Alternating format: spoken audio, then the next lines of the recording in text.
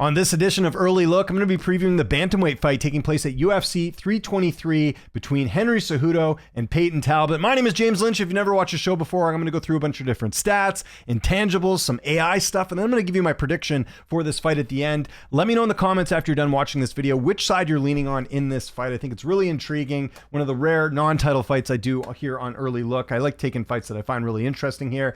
And as we always do, let's do a quick tail of the tape between these two. Triple C, you can see there, 38 years old compared to 27 for Payton Talbott, 5'4" to 5'10", 67.5 to 70. So Payton Talbott a lot younger. He's also going to be a little bit bigger. And a little bit of history between these two. Henry Cejudo actually brought in Payton Talbott to train with them for the Merab fight in 2024. So they have trained together. We'll see if that makes a difference in the fight. This is a 3-round fight. And it also, that Dvalishvili fight, by the way, just happens to be the last time Henry Cejudo's had a 3-round fight. So he's mostly been in 5-round fights. He was in a main event, his last one. So something to kind of keep in mind for this matchup. Cejudo currently ranked number 10 in the bantamweight division. He's got 7 knockouts, 1 submission, and 8 decisions. Mention it there, former UFC flyweight champion, former UFC bantamweight champion. He's one of the few fighters to win an Olympic gold medal and a UFC title, and he trains at a Fight Ready. He's had Fight of the Night 1 time. He's had Performance of the Night 3 times. Did not have an amateur debut, obviously with that great wrestling background.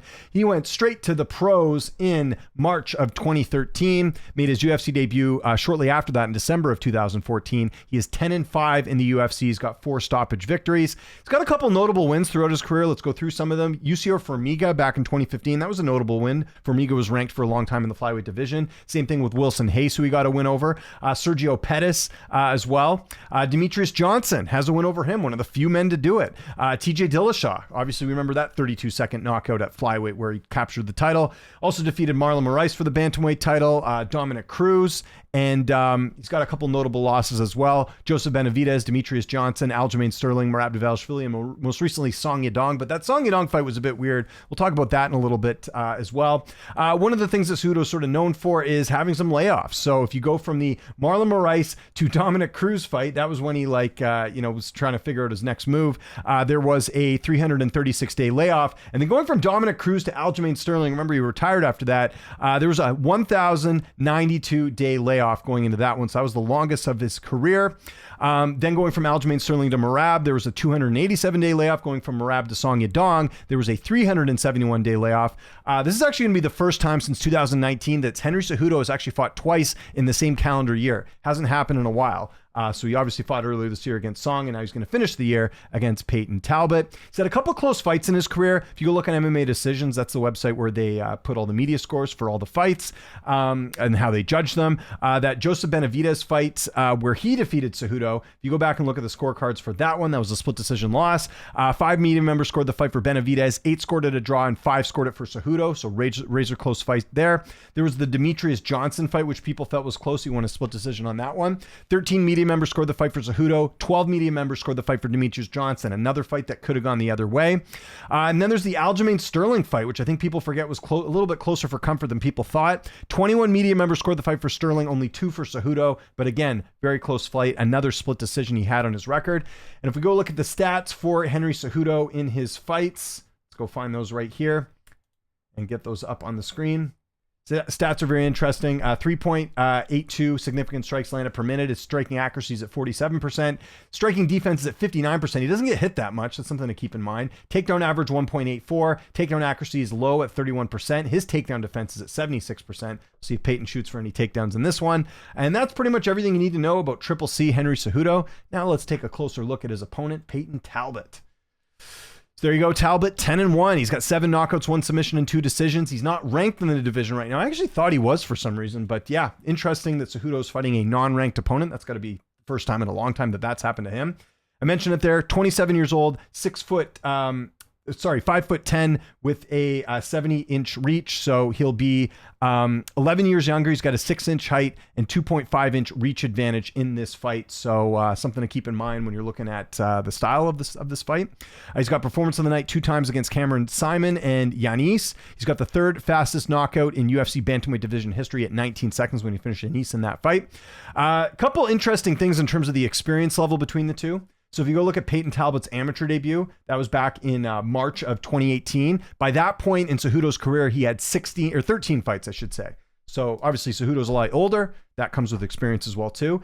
By the time he made his pro debut in November of 2021, Henry Cejudo had 12 UFC fights and then 17 fights overall. So again, didn't make that pro debut that long ago. If you think about it, what, 4 years ago, if my math's correct here, and then made his UFC debut in November of 2023. And obviously by that point, Cejudo had a lot of fights. So yeah, just made his debut about 2 years ago in the UFC, which is interesting. Talbott is 4-1 in the UFC. He doesn't have any notable wins. In fact, most of the wins that he's had are against guys that aren't in the UFC anymore. Nick Aguirre, Cameron Simon. I think he's still sticking around. I believe he's still, no, he's in PFL now. So that's one thing to consider in this fight. His only win is against a guy. The only win that he has of a guy that's still in the UFC is Felipe Lima. And Lima just came in the UFC. I think it was his debut when he fought him. Or no, he had the Miles Johns fight before that, but you get where I'm going with that. And then the only loss he had was the Raoni Barcelos fight, in a fight where he was a massive favorite, ends up losing that one as a minus 1150 favorite in that fight. He hasn't really had any major layoffs. Payton Talbott is, unlike Cejudo. And this will actually be his third fight this year. So that's another thing to kind of keep in mind here. He's fought twice already. So he's got that on Cejudo. Let's look at his stats. Again, these are going to be a lot higher than Cejudo's. And part of that is he's just had less fights. Look at this. Significant strikes landed per minute, 6.05. Striking accuracy is at 54%. Striking defense is at 46%. So the striking defense is much lower than Henry Cejudo, despite having less fights in the UFC. Takedown average is 0.24. Takedown accuracy is only at 25%. His takedown defense is at 76. That might be used to the test here against Henry Cejudo. And at the time of recording this, I'm recording this on November 6th. We do not have odds yet for this fight. I have a feeling, though, that Payton Talbott's going to be the favorite in this one, but we'll see. I even tried looking on Twitter, couldn't find any odds there. Let's go to Tapology. Tapology tells us a different story. They have Cejudo just slightly edging this one out at 53%, Talbott at 47%. Let's go over to AI. Use Fight Signal. I use that all the time on my breakdowns. This is an AI tool that I like using. They are favoring Payton in this spot, 55.54%, just compared to 44.46%. If you guys want a more in-depth AI breakdown, let me know in the comments, by the way. I've been doing those videos too. And then we're going to use another AI tool, Agent MMA, which I've been using for the last little bit here. They don't even have the Cejudo fight up yet. So maybe when I get that information, I can at least mention it in a future video. But for now, AI, the one AI tool I have is favoring Payton Talbott. Something to keep in mind. Okay, which way am I going in this fight? I am going to be going with Triple C Henry Cejudo. And I'll especially go with him if he ends up being the betting underdog, because I think this is a great opportunity for him to pull off the upset, potentially. But we'll see what the odds are. See what they decide to do. Okay, so my pick is going to be what most of people on Tapology are picking, and that is Henry Cejudo via decision. 91.9% of people that are picking Cejudo feel that he's going to win a decision, and I feel the same way. And here's why. 50% of Cejudo's wins are by decision. That's 8 total. He hasn't had a finish in the UFC since March of 2020. Now, that's a little bit deceiving because obviously he took a lot of time off, and he's been fighting some pretty high-level guys, Merab, Aljo, all these guys, right? These guys are tough to finish, but still something worth noting. I really think the big story of this fight is the jump in competition here for Talbott. He got a great win in his last fight over Felipe Lima. I was at that fight. He looked great. He definitely proved some doubters, including myself, wrong. But we also can't ignore that earlier this year, he had an absolutely one-sided beatdown loss to Raoni Barcelos. And the stats back this up. If we go look at that fight, you look at Talbott and Barcelos, strikes were a little bit closer, 62-49. But look at this. This is the key thing here. 8 of 15 takedowns. He got 8 takedowns on Payton Talbott. Cejudo's an Olympic gold medal wrestler. Like, that's not a good optics here. And I know Cejudo doesn't use his wrestling all the time, but if you were smart in this fight, Cejudo anyways, you would use that wrestling. So that would be something to consider. Total strikes, by the way, were much different. 91 strikes compared to just 59 for Payton Talbott. So I bring this up because Raoni Barcelos is a guy that's sort of been hovering around the rankings. I think he might be ranked now, actually. Not entirely sure. Actually, you know what? Why don't I go check that and just see where we're at as far as the UFC rankings. He's not ranked, Raoni Barcelos. So the fact that he lost to an unranked guy, now he's fighting a guy in Cejudo who's at number 10, that to me is a big jump. The other thing, like I sort of went through a little bit earlier here, I think the resume is a little bit weak, right? A lot of these wins, yeah, they're impressive finishes, don't get me wrong, but most of these guys aren't in the UFC anymore. 3 of his 5 UFC opponents aren't in the UFC. That's something to consider. Competition isn't that great. The Cejudo fight was Song. I wanted to get back to that one. I was cage side for that fight. That was in Seattle earlier this year. Went to that event, and it's counted as a win for Song Yadong. But we know what happened in that fight. There was it was considered a TKO technical win via eye poke. But if we look at the stats for that fight, let me bring that up here. So if you look at this fight, the overall strikes, so total strikes was 84-67.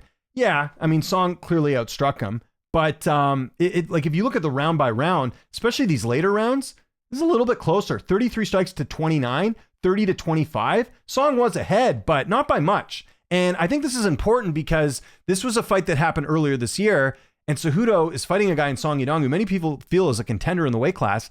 And I don't think he looked like I think he was on his, like, I think Song winning was probably the correct call, but I also don't think like Cejudo looked like he was out of his element or he's on like a big decline or anything. Now, the worry about this fight, the one worry that we do have to mention, Talbott does have some power. He's got 7 wins by knockout. If he catches Henry, he could knock him out. I don't think Henry's been knocked out since Demetrius Johnson fight back in 2016.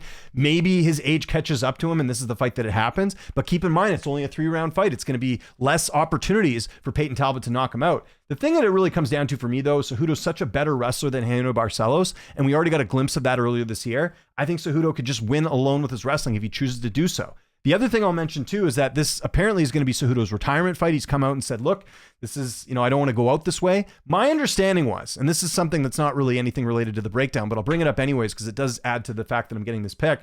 My understanding was the UFC was done with Cejudo. They were upset with the eye poke. You see how Dana treats eye pokes, right? He's not happy with Aspinall, not happy with Cejudo. Kind of similar post-fight, scrums or post-fight pressers that Dana had with Cejudo and Aspinall. He felt like Cejudo was losing that fight, but I was there. I don't think he looked that bad in that fight. I thought that fight with Song Yadong was very close. Anyways, I bring all this up because I think the UFC just wanted to get rid of Cejudo, and Cejudo's like, no, I don't want to go off like that. So they're like, okay, well then you got to fight this guy Payton Talbott where you really have nothing to gain. Right? I mean, the guy who's going to gain the most here by the win would be Payton Talbott. Henry Cejudo beats Payton Talbott. Doesn't add much to his legacy, right? He's already got the 2 belts.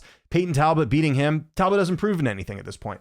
So I bring all this up because like Cejudo, he's doing this just to come off, he wants to end his career on a win. And I think I can't imagine a guy this competitive, a guy that's competed in the Olympics is just going to go out on another loss. I can't see that happening. Obviously, there's only so much he can prepare for and so much he can have in his control, but some people might look at the fact that he's considering retirement for good after this fight as a bad thing. I think it's a good thing. I think we're going to see the best Cejudo we've seen in a while because he doesn't want to lose to a guy that realistically shouldn't even be getting this fight, right? If we're going off rankings and everything else, Payton, and even when this fight was announced, everyone's kind of like, what? This fight doesn't make any sense. Talbott's unranked and Cejudo, yeah, he's 10, but does Talbott really deserve this fight after the opposition he's fought so far? Not really. So yeah, that's another reason why I do like Cejudo in this spot as well. Again, I think people are going to look at the box score with the Song fight and think, oh, he's on the decline. He's lost to all these guys. But look who Cejudo's losing to. Song Yadong, Merab. Merab's not a bad loss on the resume, right? Aljamain Sterling. That was a split. And even then, Sterling's a very good fighter. So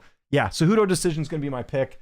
I think this is going to be a spot where people are going to, it's a classic case of people buying into the narrative that Cejudo's on the decline and he's done. And it's a case of them overhyping that win that Payton Talbott had over Felipe Lima in his last fight. So going Henry Cejudo via decision. So let me know in the comments which way you're leaning, what your pick is. Would love to get your actual prediction. I don't just want to pick. I want to hear from you guys. Let me know who you're picking. Follow me on Twitter, TikTok, Instagram, @Lynch on Sports. Let me know if you want me to do any other early look previews of fights that are coming up that have recently been announced. Let me know in the comments, or if there's any videos you want me to do any AI breakdowns on, although I will have some coming out here soon. Appreciate you guys watching. I'll talk to you guys soon, and thanks for watching.